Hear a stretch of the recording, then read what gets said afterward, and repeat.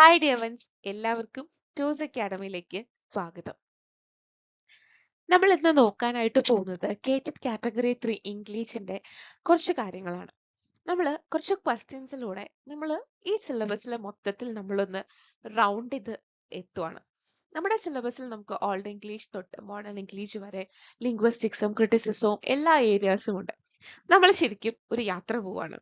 കുറച്ച് ക്വസ്റ്റ്യൻസ് എടുത്തിട്ട് നമ്മളെ കൊണ്ട് പറ്റുന്ന രീതിക്ക് ഈ ഒരു ചെറിയ സമയം കൊണ്ട് നമ്മളൊന്ന് ചുറ്റി കാണുവാണ് നമ്മുടെ ഈ ഒരു സിലബസിനെ.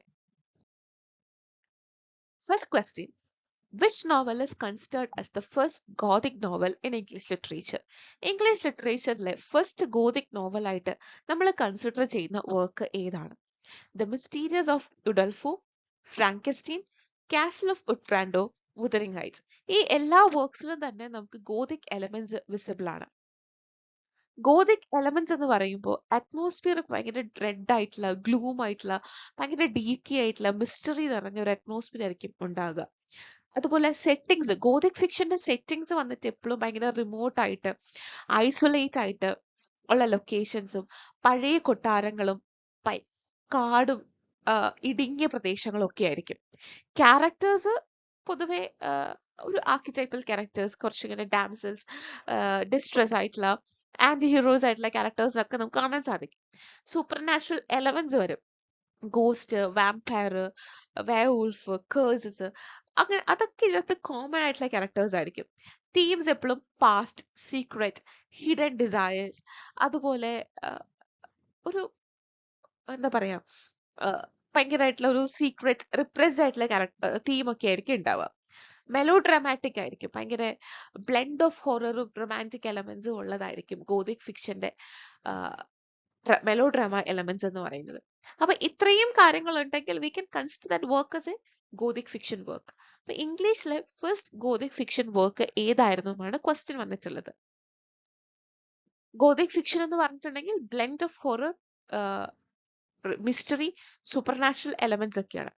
18th സെഞ്ചുറിയിൽ വന്നിട്ടുള്ള ഹൊറേസ് വാൽപോളിന്റെ 1764 പബ്ലിഷ് ചെയ്ത കാസിൽ ഓഫ് ഉട്രാൻഡോ എന്ന് പറയുന്ന വർക്കാണ് ഫസ്റ്റ് ഗോതിക് ഫിക്ഷൻ വർക്ക് എന്ന് പറയുന്നത്. ഇതിനകത്ത് എക്സ്പ്ലോർ ചെയ്ത തീം തന്നെ ഫിയർ, ഡെത്ത്, മാഡ്നസ് ഒക്കെയാണ്. ഇതിന്റെ നമ്മൾ ഈ പറഞ്ഞ എല്ലാ എലമെന്റ്സിനകത്തുണ്ട്. മെലോ ഡ്രമാറ്റിക് ഇവന്റ്സ് ഉണ്ട്, വൾണറബിൾ ആയിട്ടുള്ള പ്രൊട്ടാഗോണിസ്റ്റുകളാണ്, സൂപ്പർ നാച്ചുറൽ എലമെന്റ്സ് ഉണ്ട്, ഡാർക്ക് ആൻഡ് ഗ്ലൂമി അറ്റ്മോസ്ഫിയർ ആണുള്ളത്.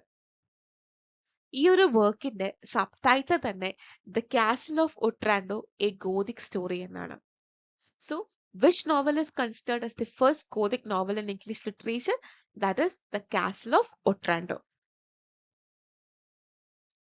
അടുത്തത്, in Aristotle Poetics, which element is considered as the soul of tragedy? അരിസ്റ്റോട്ടലിന്റെ പോയറ്റിക്സിൽ ഏത് എലമെന്റ് ആണ് ട്രാജഡിയുടെ സോൾ ആയിട്ട് കൺസിഡർ ചെയ്യുന്നത്? Plot, character, thought, spectacle. ട്രാജഡിന് അരിസ്റ്റോട്ടിൽ കൊടുത്തിട്ടുള്ള ഡെഫിനിഷൻ എന്ന് പറയുന്നത് it's an imitation of action that is serious, complete and of a certain magnitude in language embellished with each kind of artistic ornament, several kinds being found in separate parts of the play in the form of action, not of narrative, through pity and fear, affecting proper purgation of these emotions. ഈ ഒരു definition നിങ്ങൾ by heart പഠിക്കാൻ ശ്രദ്ധിക്കുക. കാരണം പലപ്പോഴായി പല ക്വസ്റ്റ്യൻസിൽ ഈ ഒരു എലമെന്റ്സ് ബേസ് ചെയ്തിട്ടുള്ള ക്വസ്റ്റ്യൻസ് കാണാറുണ്ട്. ട്രാജഡിയുടെ എലമെന്റ് ആയിട്ട് അദ്ദേഹം കൺസിഡർ ചെയ്യുന്നത് ഫസ്റ്റ് വൺ ഈസ് പ്ലോട്ട്. ട്രാജഡിയുടെ ഫസ്റ്റ് ആൻഡ് ഫോർമോസ്റ്റ് റെപ്രസെന്റേഷൻ എന്ന് പറയുന്നത് പ്ലോട്ട് ആണ്. ക്യാരക്ടേഴ്സ് ഒക്കെ നെക്സ്റ്റ് ആണ്. പ്ലോട്ടില് എല്ലാം പക്കയാണെങ്കിൽ ഈ ക്യാരക്ടേഴ്സ് എല്ലാം പിന്നീട് സെക്കൻഡറി ഇമ്പോർട്ടൻസ് കൊടുക്കുന്നത്. സോ ട്രാജഡിയുടെ the first and foremost representation of action ആയിട്ട് കൺസിഡർ ചെയ്യുന്നത് പ്ലോട്ട് ആണ്. സെക്കൻഡ് ഇമ്പോർട്ടൻറ്റ് തിങ് എന്ന് പറയുന്നത് ആഫ്റ്റർ പ്ലോട്ട് ക്യാരക്ടേഴ്സ് ആണ്. Then comes the thought, then comes the diction, അതിന്റെ metrical composition of the play, എങ്ങനെയാണ് ലാംഗ്വേജ് ഉപയോഗിച്ചിരിക്കുന്നത്, എങ്ങനെയാണ് അത് റെപ്രസെന്റ് ചെയ്യുന്നത്, അതെല്ലാം പിന്നീടാണ് വരുന്നത്. പിന്നെ ഇതിനെല്ലാം ഒന്ന് എംപലിഷ് ചെയ്യുന്ന, ഇതിനെല്ലാം ഒന്ന് കോംപ്ലിമെന്റ് ചെയ്യുന്ന കാര്യമാണ് song. The last and least important ആണ് സ്പെക്ടക്കിൾ എന്ന് പറയുന്നത്. So in Aristotle poetics, which element is considered the soul of tragedy? That is plot. Which poet coined the phrase things fall apart, the center cannot hold? T.S. Eliot, W.B. Yeats, Ezra Pound, വാൽ Stephen's. നിങ്ങൾക്ക് things fall apart എന്ന് കേൾക്കുമ്പോൾ നമുക്ക് ചിനു അച്ചിബേനൊക്കെ ഓർമ്മ വരും. പക്ഷെ ചിനു അച്ചിബെ ഈ ഒരു ഫ്രേസിൽ നിന്നുമാണ് ആ ഒരു ടൈറ്റിൽ അഡോപ്റ്റ് ചെയ്തത്. The phrase things fall apart, the center cannot hold was coined by the Irish poet W.B. Yeats in the poem Second Coming.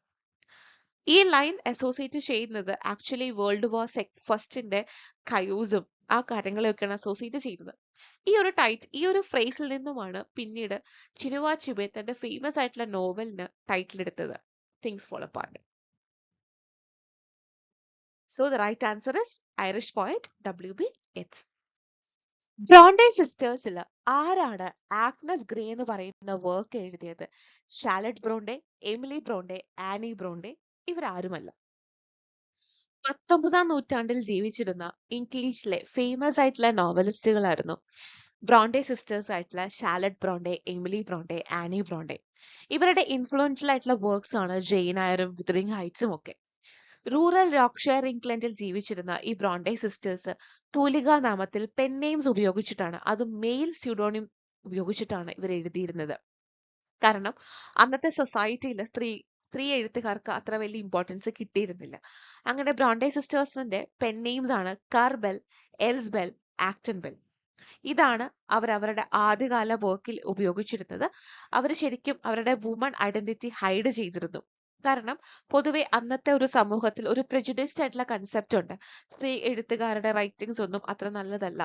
അതുകൊണ്ടാണ് അവര് ഈ പറയുന്ന പെൻ നെയിംസ് യൂസ് ചെയ്തത്. ഇവരുടെ ബുക്സ് എല്ലാം തന്നെ കോംപ്ലക്സ് ആയിട്ടുള്ള ഫീമെയിൽ ക്യാരക്ടേഴ്സിന്റെയും ലവ്, സോഷ്യൽ ക്രിറ്റിക്സ് ഒക്കെ ഫിഗറൈസ് ചെയ്തിരുന്ന വർക്ക് ആയിരുന്നു. എല്ലാ വർക്ക്സും തന്നെ ആക്ച്വലി ഇംഗ്ലീഷിലെ ക്ലാസിക് ലിറ്ററേച്ചേഴ്സിന്റെ ഭാഗമാണ്. വുതറിംഗ് ഹൈറ്റ്സ് ഒക്കെ ക്ലാസിക് ലിറ്റററി പീസസ് ആണ്. നമ്മുടെ ക്വസ്റ്റ്യൻ എന്ന് പറയുന്നത് ആഗ്നസ് ഗ്രേ എന്ന് പറയുന്ന വർക്ക് എഴുതിയിട്ടുള്ള ബ്രോണ്ടെ സിസ്റ്റേഴ്സിൽ ആരാണ്? ആനി ബ്രോണ്ടെ ആണ്. അവരുടെ ഡെബ്യൂ സെമി ഓട്ടോബയോഗ്രഫിക്കൽ നോവലാണ് ഈ ആഗ്നസ് ഗ്രേ എന്ന് പറയുന്ന ഈ ഒരു work. So that's a right answer. അടുത്തത് which of the following is not a play by Samuel Beckett? Samuel ബെക്കേറ്റിന്റെ പ്ലേ അല്ലാത്തത് ഏതാണ്? Endgame, happy days, Krapp's last day, the caretaker. Samuel Beckett എന്ന് പറയുന്നത് Irish born ആയിട്ടുള്ള Nobel prize winner ആയിട്ടുള്ള novelist ആണ്. അദ്ദേഹത്തിന്റെ famous ആയിട്ടുള്ള വർക്ക് നമുക്കറിയാം, തിയേറ്റർ ഓഫ് അബ്സേർഡിന്റെ ഭാഗമായിട്ടുള്ള waiting for Godot, end game ഒക്കെയാണ്. പിന്നെ ഒരു പ്രൂസ് ട്രിലോളജിയും ഉണ്ട്, മോളി, മലോണ്ടൈസ്, ദ അൺനെയിമബിൾ. ഈ വർക്ക്സ് എല്ലാം തന്നെ എക്സ്പ്ലോർ ചെയ്യുന്നത് ഡെസ്പയർ, ഫ്യൂട്ടിലിറ്റി, ഹ്യൂമൻ കണ്ടീഷൻസ് ഒക്കെയാണ്. അതുപോലെ അദ്ദേഹത്തിന്റെ എല്ലാ റൈറ്റിംഗ് സ്റ്റൈലിലും നമുക്കൊരു ഫ്രാഗ്മെന്റഡ് റൈറ്റിംഗ് സ്റ്റൈലും കാര്യങ്ങളെല്ലാം വിസിബിൾ ആണ്. അദ്ദേഹത്തിന്റെ ഈ ഒരു വർക്ക്സ് എല്ലാം തന്നെ തിയേറ്റർ ഓഫ് അബ്സേർഡിന്റെ അണ്ടറിൽ വരുന്ന വർക്ക്സുകളും കൂടിയാണ്. നമ്മുടെ ക്വസ്റ്റ്യൻ അനുസരിച്ച് കൊടുത്തിട്ടുള്ള വർക്ക്സിൽ ഏതാണ് സാമുവൽ ബെക്കേറ്റിന്റെ പ്ലേ അല്ലാത്തത്? The caretaker. അത് ഹാരോൾഡ് പിന്ററിന്റെ വർക്കാണ്. അടുത്ത question, the phrase dark lady is associated with which writer? Milton, Chaucer, Shakespeare, Donne. William ഷേക്സ്പിയറിന്റെ സോണറ്റുകൾ ഇടയിലാണ് ഈ ഒരു ഡാർക്ക് ലേഡി എന്ന് പറയുന്ന ഒരു ഫ്രേസ് വരുന്നത്. വില്യം ഷേക്സ്പിയറിന്റെ സോണറ്റുകളിൽ 154 സോണറ്റ്സ് ഉണ്ട് അദ്ദേഹത്തിന്. ഇതെല്ലാം തന്നെ themes of love, beauty, time, morality, mortality, അതുപോലെ ഹ്യൂമൻ റിലേഷൻഷിപ്സിന്റെ കോംപ്ലക്സിറ്റീസ് ഒക്കെ ഡീൽ ചെയ്യുന്നതാണ്. അദ്ദേഹത്തിന്റെ സോണറ്റ്സ് എല്ലാം തന്നെ 14 ലൈൻ സോണറ്റ്സും അയംബിക് പെന്റാമീറ്ററിലും ഒരു ഫിക്സഡ് റൈം സ്കീമിലും ഒക്കെയാണ് ഉള്ളത്. ഈ ഫുൾ കളക്ഷൻ ഓഫ് 154 സോണറ്റ്സിന് നമുക്ക് രണ്ട് ഡിവിഷൻ കൊടുക്കാനായിട്ട് സാധിക്കും. ഫസ്റ്റ് 126 അഡ്രസ് ചെയ്യുന്നത് ഒരു യങ് മെന്നും, അത് ഫെയർ യൂത്ത് കാറ്റഗറിയിൽ വരുന്നതാണ്. റിമെയിൻ 127 to 154 ഒരു ഡാർക്ക് ലേഡിക്ക് അഡ്രസ് ചെയ്തതായിട്ട് വിശ്വസിക്കുന്നു. കുറേയും കൂടി കോംപ്ലക്സ് ആയിട്ടുള്ള റിലേഷൻഷിപ്പും കുറേയും കൂടി കോംപ്ലക്സ് ആയിട്ടുള്ള റൊമാൻറ്റിക് റിലേഷൻഷിപ്പും ഡീൽ ചെയ്യുന്ന വർക്ക്സ് ആണ്. സോ നമ്മുടെ ക്വസ്റ്റ്യൻ എന്ന് പറയുന്നത് the phrase dark lady is associated with which writer? Associated with Shakespeare. Which Indian writer won the Booker Prize in 1997? 1997 Booker price നേടിയ ഇന്ത്യൻ എഴുത്തുകാരൻ അല്ലെങ്കിൽ എഴുത്തുകാരി ആരാണ്? വിക്രം സെയ്ത്, അരുന്ധതി റോയ്, സൽമാ റഷീദി, അമിതാവ് ഘോഷ്. അരുന്ധതി റോയ്. തന്റെ ഗോഡ് ഓഫ് സ്മോൾ തിങ്സ് എന്ന് പറയുന്ന വർക്കിനാണ് ബുക്കർ പ്രൈസ് കിട്ടിയത് 1997. അത് ഏകദേശം ഇന്ന് 40ലധികം ലാംഗ്വേജസിലേക്ക് ട്രാൻസ്ലേറ്റ് ചെയ്ത ഒരു വർക്കാണ്. അവരുടെ തന്നെ മറ്റൊരു വർക്കാണ് the ministry of utmost happiness. അത് ബുക്കർ പ്രൈസിൽ 2017 ലിസ്റ്റ് ചെയ്യപ്പെട്ടിരുന്നു. അരുന്ധതി റോയ്ക്ക് വേറെയും വർക്ക്സ് ഉണ്ട് നോൺ ഫിക്ഷൻ കാറ്റഗറിയിൽ. The algebra of infinite justice, listening to grasshoppers, broken republic, and she now lives in Delhi. So 1997 Booker prize winner ആയിട്ടുള്ള റൈറ്റർ എന്ന് പറയുന്നത് അരുന്ധതി റോയ് ആണ് for her work the god of small things. Who is the author of Grammatology? Jacques Derrida, Roland Barthes, Michael Foucault, Claude Lévi-Strauss. Of grammatology എന്ന് പറയുന്ന 1967 ഇറങ്ങിയിട്ടുള്ള ഈ ഒരു ബുക്കിന്റെ writer എന്ന് പറയുന്നത് ഫ്രഞ്ച് ഫിലോസഫർ ആയിട്ടുള്ള ജാക്വസ് ഡെറീഡയാണ്. ഈ ഒരു വർക്കിനകത്താണ് ഡീകൺസ്ട്രക്ഷൻ എന്ന് പറയുന്ന ഐഡിയ ഒറിജിനേറ്റ് ചെയ്യപ്പെടുന്നത്. സോ ഓഫ് ഗ്രാമറ്റോളജിയുടെ റൈറ്റർ എന്ന് പറയുന്നത് ജാക്വസ് ഡെറീഡയാണ്. ആൻഡ് ഈ ഒരു വർക്കിലാണ് ഡീകൺസ്ട്രക്ഷൻ എന്ന് പറയുന്ന ആ ഒരു കൺസെപ്റ്റ് ഇൻട്രൊഡ്യൂസ് ചെയ്യപ്പെടുന്നത്. Who introduced the term objective correlative? കൊടുത്തിട്ടുള്ള ഓപ്ഷൻ അനുസരിച്ച് ടി.എസ്. എലിയറ്റ് ആണ്. അപ്പൊ നിങ്ങൾ ഓർക്കും അതെന്താണ് അങ്ങനെയെന്ന്. പറയാം.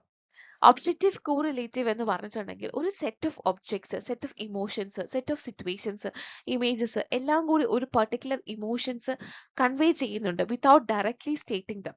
അത് പറയാതെ തന്നെ നമ്മൾ അത് ആ ഇമോഷൻ നമുക്ക് കൺവേ ആവുന്നുണ്ടെങ്കിൽ ഒബ്ജക്റ്റീവ് കോറിലേറ്റീവ്. ഈ ഒരു ടേം ഫസ്റ്റ് കോയിൻ ചെയ്തത് വാഷിംഗ്ടൺ ആലസ്റ്റൺ ആണ്. പക്ഷേ ഈ ടി.എസ്. എലിയറ്റിന്റെ ഹാംലെറ്റ് ആൻഡ് ഹിസ് പ്രോബ്ലംസ് എന്ന് പറയുന്ന എസ്സേയിലൂടെയാണ് ഈ ഒരു ടേമിന് മാക്സിമം ആളുകളിലേക്ക് എത്തുന്നത്, മാക്സിമം പ്രൊമോഷൻ കിട്ടുന്നത്. അതായത് ആക്ച്വലി എലിയറ്റ് പറയുന്നത് ഷേക്സ്പിയറിന്റെ ഹാംലെറ്റ് ലാക്സ് ഒബ്ജക്റ്റീവ് കോറിലേറ്റീവ്, ആ ഒരു കാര്യം ഇല്ല എന്ന് പറഞ്ഞിട്ടാണ് ഈ ഒരു എസ്സേ പറയുന്നത്. അതിലൂടെയാണ് ഈ ഒരു ടേം ഇത്രയും അധികം പോപ്പുലറൈസ് ചെയ്യപ്പെടുന്നത്. അതുകൊണ്ടാണ് ഞാൻ പറഞ്ഞത് കൊടുത്തിരിക്കുന്ന ഓപ്ഷൻസ് അനുസരിച്ച് ഇറ്റ്സ് ടി.എസ്. എലിയറ്റ് എന്ന് പറഞ്ഞത്. അദ്ദേഹത്തിന്റെ ഹാംലെറ്റ് ആൻഡ് ഹിസ് പ്രോബ്ലംസ് എന്ന് പറയുന്ന എസ്സേയിലൂടെയാണ് ഈ ഒരു ടേം പോപ്പുലറൈസ് ആകുന്നത്. Which play opens with the line if music be the food of love, play on? Hamlet, Tempest, Twelfth Night, Othello. ഷേക്സ്പിയറിന്റെ ട്വൽത്ത് നൈറ്റ് എന്ന് പറയുന്ന ഈ ഒരു വർക്കിന്റെ ഓപ്പണിംഗ് ലൈനാണ് ഞാൻ പറഞ്ഞത്. ട്വൽത്ത് നൈറ്റിന്റെ സബ് ടൈറ്റിൽ വരുന്നത് വാട്ട് യു വിൽ. ഇതൊരു ഷേക്സ്പിയർ റൊമാൻറ്റിക് കോമഡിയാണ്, ഒരു എന്റർടൈൻമെന്റ് സെക്ഷൻ ആണ്, ഒരു ക്രിസ്മസ് സീസണിൽ വന്നിട്ടുള്ള ഒരു വർക്കാണ്. ട്വിൻസ് ആയിട്ടുള്ള വയോളയും സെബാസ്റ്റ്യനും ഒരു ഷിപ്പ്രെക്കിലൂടെ സെപ്പറേറ്റ് ആകുന്നതും പിന്നീട് അവർ എത്തപ്പെടുന്ന ആ ഒരു സ്ഥലവും അവിടെ നടക്കുന്ന കാര്യങ്ങളും ഒക്കെയാണ് ട്വൽത്ത് നൈറ്റിൽ വന്നിട്ടുള്ള കാര്യങ്ങൾ എന്ന് പറയുന്നത്. Which Caribbean writer authored wild Sargasso? Wild Sargasso എഴുതിയത് ആരാണ്? വൈൽഡ് സർഗാസു എന്ന് പറയുന്നത് ഒരു ഹിസ്റ്റോറിക്കൽ നോവലാണ്. ഡൊമിനിക്കൻ ബ്രിട്ടീഷ് ഓതറായിട്ടുള്ള ജീൻ റൈസ് ആണ് ഇത് എഴുതിയത്. ഈ നോവൽ സെറ്റ് ചെയ്തിരിക്കുന്നത് ജമൈക്കയിലാണ്. ഇതിന്റെ സെറ്റിംഗ്സ് എന്ന് പറയുന്നത് 1830 to 1840 ആണ്. ശരിക്കും പറഞ്ഞാൽ ഷാർലറ്റ് ബ്രോണ്ടയുടെ ജെയിൻ ഐറിന് പ്രീക്വൽ ആണ്. ഓക്കെ, പ്രീക്വൽ എന്ന് പറഞ്ഞാൽ എന്താണ്? മുന്നേ ഉള്ള ഒരു വർക്കായിട്ടാണ് ഇത് വരുന്നത്. സോ വൈൽഡ് സർഗാസോ എഴുതിയത് ജീൻ റൈസ് ആണ്. It's prequel to Charlotte Bronte's Jane Eyre. Who is the author of Songs of Innocence and Experience? Songs of Innocence and of Experience എന്ന് പറയുന്നത് വില്യം ബ്ലേക്കിന്റെ ഒരു പോയിട്രി കളക്ഷൻ ആണ്. William Blake actually song of innocence, song of experience എന്ന് പറഞ്ഞ് separate ആയിട്ടാണ് എഴുതിയത്. പക്ഷെ 1794 ഈ രണ്ട് വർക്ക്സും കൂടി നമ്മൾ കമ്പൈൻ ചെയ്ത് ഒരു ടൈറ്റിലാക്കി ഇറക്കുകയാണ് ഉണ്ടായത്. അതുകൊണ്ട് തന്നെ ഇതിന്റെ ഓതർ എന്ന് പറയുന്നത് വില്യം ബ്ലേക്ക് ആണ്. Which Shakespeare play is called as Scottish play? Scottish play എന്ന് വിശേഷിപ്പിക്കുന്ന ഷേക്സ്പിയറിയൻ പ്ലേ ഏതാണ്? Macbeth, Hamlet, king Lear, Othello. Macbeth is the right answer. Yayati is a play by dash. Yayati എന്ന് പറയുന്ന പ്ലേ ആരുടെയാണ്? Karnad, Tendulkar, Dattan, Tagore. Yayati is a play by Girish Karnad. Girish Karnad എന്ന് പറയുന്നത് Indian play റൈറ്ററും ആക്ടറും ഫിലിം ഡയറക്ടറും ഒക്കെയാണ്.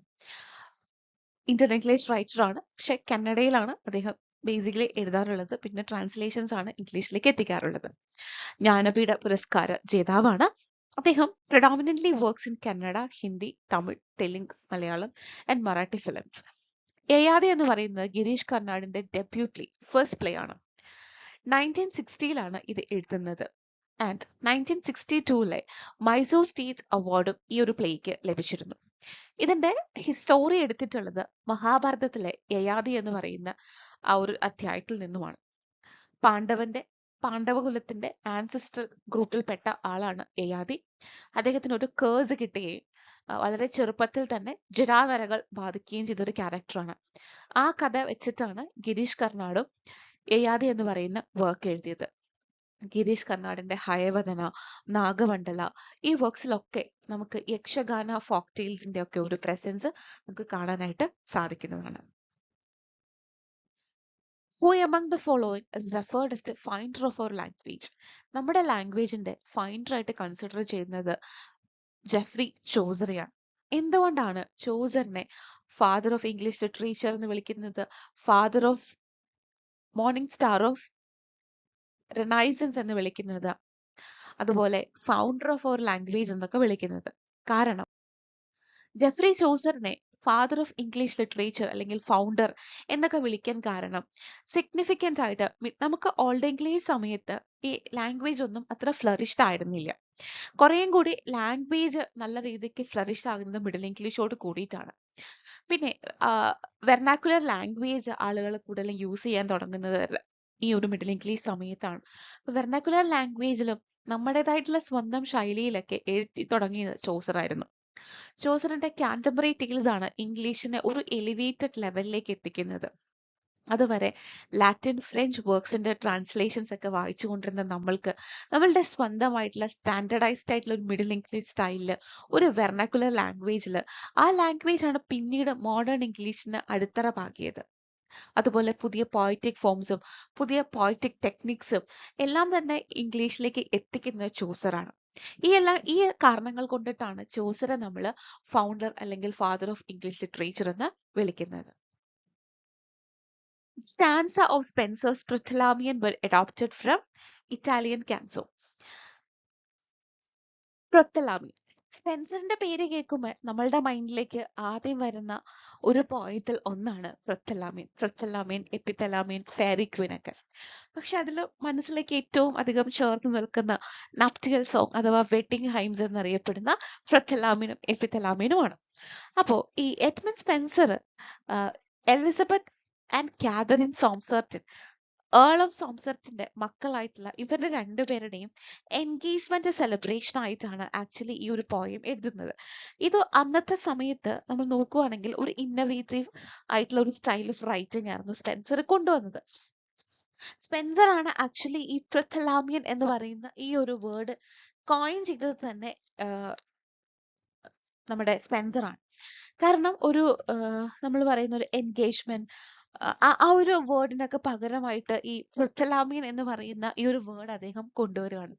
എൻഗേജ്മെന്റ് സമയത്തുള്ള രണ്ട് ഹൃദയങ്ങളുടെ യൂണിയൻ, രണ്ട് സ്വാൻസ് അരയന്നങ്ങളിലൂടെ റെപ്രസെന്റ് ചെയ്യുകയാണ്. Actually relationship between marriage, nature, ശരിക്കും പറഞ്ഞിട്ടുണ്ടെങ്കിൽ അന്നത്തെ ഇംഗ്ലണ്ടിലെ പൊളിറ്റിക്സ് വരെ ഈ ഒരു പോയിന്റിൽ കൊണ്ടുവരുന്നുണ്ട്. In the beauty of perfection, ആ ഒരു ബ്രൈഡ്സിന്റെ ബ്യൂട്ടിയിൽ ആ ഒരു ബേർഡ്സിലൂടെ നേച്ചറിനെ ബ്ലെൻഡ് ചെയ്യിച്ചുകൊണ്ടാണ് ഈ ഒരു പോയം എഴുതിയിരിക്കുന്നത്. ശരിക്കും പറഞ്ഞാൽ ആ പോയിന്റ് സജസ്റ്റ് ചെയ്യുന്നത് ആ ബ്യൂട്ടിയും അതിന്റെ പെർഫെക്ഷനും അതിന്റെ ഒരു ബ്ലെൻഡിങ്ങും എല്ലാം പെർഫെക്റ്റ് ആൻഡ് ആപ്റ്റ് ആയിരുന്നു. The periodical that had the stated aim to enliven mortality with wit and temper wit with mortality. ഈ ഒരു ടൈറ്റിലോട് കൂടി വന്ന പീരിയോഡിക്കൽ എന്ന് പറയുന്നത് സ്പെക്ടേറ്റർ ആണ്. സ്പെക്ടേറ്റർ എന്ന് പറയുന്നത് ഒരു British political and cultural news magazine ആയിരുന്നു. ആക്ച്വലി 1828ലാണ് സ്പെക്ടേറ്റർ ആദ്യമായി പബ്ലിഷ് ചെയ്തത്. ഇന്ന് സർവൈവ് ചെയ്യുന്നതിൽ oldest surviving magazine in the world ആണ് സ്പെക്ടേറ്റർ എന്ന് പറയുന്നത്. Who said, "My subject is war and the pity of war. Poetry is in the pity." Wilfred ഓവന്റെ വരികളാണത്. ഇംഗ്ലീഷിലെ വാർ പോയിറ്റ്സ് എന്ന് പറഞ്ഞ് നോട്ടബിൾ ആയിട്ട് നമുക്ക് ഫിഗർ ചെയ്യാൻ സാധിക്കുന്നത് വേൾഡ് വാർ ഫസ്റ്റ് സമയത്ത് പോയിംസ് എഴുതിയിരുന്ന Wilfred Owen, Siegfried Sassoon, Robert Brooke ഇവരെയൊക്കെയാണ്. ഇതില് ബ്രൂക്ക് കുറച്ചും കൂടെ റൊമാൻറ്റിസൈസ് ചെയ്ത് സംസാരിച്ചെങ്കിൽ അങ്ങനെ സംസാരിച്ചെങ്കിൽ ഓവനും സെസൂണും വാറിന്റെ ഒരു ബ്രൂട്ടൽ സൈഡും അല്ലെങ്കിൽ ഒരു anti war sentimental kind of റൈറ്റിംഗ്സും ആയിരുന്നു ഇവര് എഴുതിയത്. നമ്മുടെ കേറ്റഡ് പരീക്ഷയിൽ അല്ലെങ്കിൽ സെറ്റ് പരീക്ഷയിലൊക്കെ ധാരാളമായിട്ട് വാർ പോയിറ്റ്സ് ബേസ്ഡ് ആയിട്ടുള്ള ക്വസ്റ്റ്യൻസ് വരാറുണ്ട്. Falling intonation is used in ending. Falling intonation അധികമായി ഉപയോഗിക്കുന്നത് എവിടെയാണ്? Polite request, questions that require the answer yes or no, direct commands, open ended statements. Falling intonations കൂടുതലായിട്ടും ചോദിക്കുന്നത് നമ്മൾ യൂസ് ചെയ്യുന്ന ഡിറക്റ്റ് കമാൻഡ്സിലാണ്. ഫോളിംഗ് ഇന്റോനേഷൻ വെച്ചിട്ടുണ്ടെങ്കിൽ നമ്മുടെ സൗണ്ട് ഒന്ന് ഡൗൺവേർഡിലേക്ക് വരികയാണ്. അത് നമ്മൾ എൻഡ് ഓഫ് എ സ്റ്റേറ്റ്മെന്റിൽ കമാൻഡ് പറയാനായിട്ട് എസ്പെഷ്യലി WH ക്വസ്റ്റ്യൻസിൽ അവിടെയൊക്കെയാണ് നമ്മൾ ഈ ഫോളിംഗ് ഇന്റോനേഷൻ യൂസ് ചെയ്യുന്നത്.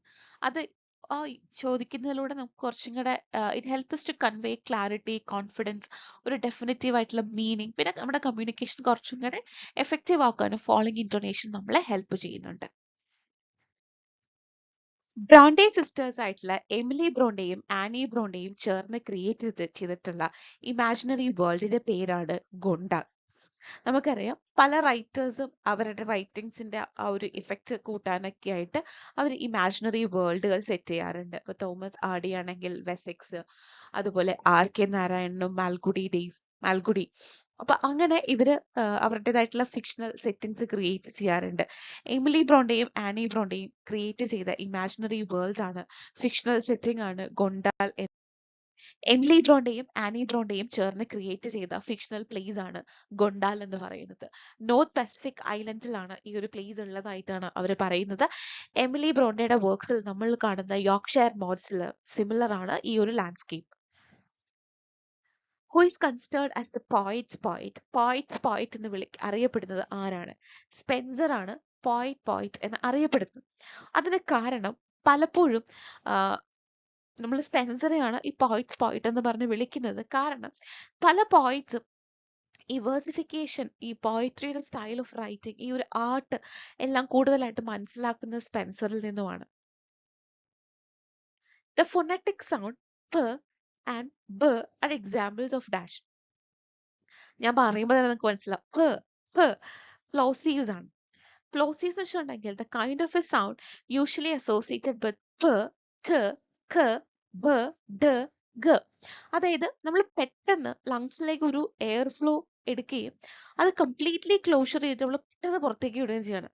പ്ലോസീവ്സ്, എക്സ്പ്ലോസീവ്സ് അല്ലെങ്കിൽ പൊട്ടി തെറിക്കുന്ന രീതിക്കുള്ള സൗണ്ട്സുകളാണ് പ്ലോസീവ്സ് കാറ്റഗറിയിൽ വരുന്നത്. In educational psychology, dash refers to a period when the learner, regardless of the best efforts, seems to stop making visible progress. അതായത് എഡ്യൂക്കേഷണൽ സൈക്കോളജി അനുസരിച്ച് കുട്ടികൾ ഒരു സമയത്ത് കുറച്ച് നേരത്തേക്ക് അവരുടെ ആ ഒരു പീരിയഡ് ഓഫ് സ്റ്റഡി അങ്ങ് സ്റ്റാഗ്നന്റ് ആയിട്ട് പോവാണ്. അതിനെ പറയപ്പെടുന്ന ആ ഒരു പേരെന്താണ്? Learning curve, learning plateau, cognitive learning, forgetting curve. Actually it is known as learning plateau. അതായത് അവർ ഒരു പ്രോഗ്രസ്സിൽ, നിങ്ങൾക്ക് കാണാൻ സാധിക്കുന്നുണ്ടോ, ഒരു പ്രോഗ്രസ്സിൽ they will begin the learning and ഒരു കുറച്ച് സമയത്തേക്ക് അവരുടെ ആ ഒരു പഠിത്തം അങ്ങ് സ്റ്റാഗ്നന്റ് ആയിട്ട് നിൽക്കുകയാണ്, പ്രത്യേകിച്ച് പ്രോഗ്രസ് ഒന്നും ഉണ്ടാവില്ല. That is called as learning Plato. Heaven lies about in our infancy is a line from Wordsworth. Wordsworth ആണ് പറഞ്ഞത്, നമ്മുടെ കുട്ടിക്കാലത്ത്, നമ്മുടെ ചൈൽഡ്ഹുഡിൽ we are like heavenly things. നമ്മൾ സ്വർഗീയമായിട്ടുള്ള കാര്യങ്ങളാണ് നമ്മുടെ ഉള്ളിലുള്ളത് എന്ന് പറയുന്നത്. അതിന് കാരണം അദ്ദേഹത്തിന്റെ ഓൺ ഇന്റിമേഷൻസ് ഓഫ് ഇമ്മോർട്ടാലിറ്റി എന്ന് പറയുന്ന ഈ ഒരു പോയത്തിലാണ് ഈ ഒരു ലൈൻ വരുന്നത്. അദ്ദേഹത്തെ സംബന്ധിച്ച് children we still retain some memory of heaven. നമ്മൾ അപ്പൊ ദൈവത്തിന്റെ അടുത്ത് നിന്ന് വന്നിട്ടേ ഉള്ളൂ ഭൂമിയിലേക്ക്. സോ നമ്മുടെ ഉള്ളിന്റെ ഉള്ളിൽ എവിടെയോ ആ സ്വർഗത്തിലെ കുറേ മെമ്മറീസ് ഉണ്ട്. അത് ഗ്രാജുവലി നമ്മളുടെ ഒരു ബേബി ഹുഡ് പാസ് ചെയ്ത് ബോയ്ഹുഡ് യങ്ഹുഡിലേക്കൊക്കെ വരുന്നതോടുകൂടി ഈ ഒരു ഹെവൻലി മാജിക് നമ്മളിൽ നിന്നും ഇല്ലാണ്ടാവുകയാണ്. അപ്പൊ നമ്മുടെ ഏറ്റവും ഇൻഫന്റ് ആയിട്ടിരിക്കുന്ന സമയത്ത് നമ്മുടെ ഉള്ളിൽ ഒരു സ്വർഗീയമായിട്ടുള്ള ഒരു പ്രകാശം ഉണ്ടെന്നാണ് വേർഡ്സ്വർത്ത് പറയുന്നത്. T.S. Eliot's well-known poem published in the early 20th century is, of course, The Wasteland. Title നിങ്ങൾ നോക്കിക്കേ, wasteland, the wasteland, wasteland, the waste land. Actually the waste land എന്നാണ് അതിന്റെ ടൈറ്റിൽ വരുന്നത്. ഇത് 1922 പബ്ലിഷ് ചെയ്തത്. ഏകദേശം 434 ലൈൻസ് ഉണ്ട്. 5 സെക്ഷൻസ് ആണ് വേസ്റ്റ് ലാൻഡിലുള്ളത്. Burial of the dead, game of chess, fire sermon, death by water, what the thunder said. Okay, നിങ്ങൾക്ക് അപ്പോൾ ഈ ഒരു ക്ലാസ് ഇഷ്ടപ്പെട്ടു എന്നും അത്യാവശ്യം നമ്മൾ ഡിഫറെൻറ്റ് ജോണേഴ്സിലേക്ക് ഡിഫറെൻറ്റ് പീരിയഡ്സ് ഓഫ് ഇംഗ്ലീഷ് ലിറ്ററേച്ചറിലേക്കൊക്കെ നമ്മൾ പോയിട്ടുണ്ട്. നിങ്ങൾക്ക് അത്യാവശ്യം കുറേ കാര്യങ്ങൾ മനസ്സിലേക്ക് കയറി കാണും വിശ്വസിക്കുന്നു. Thank you so much.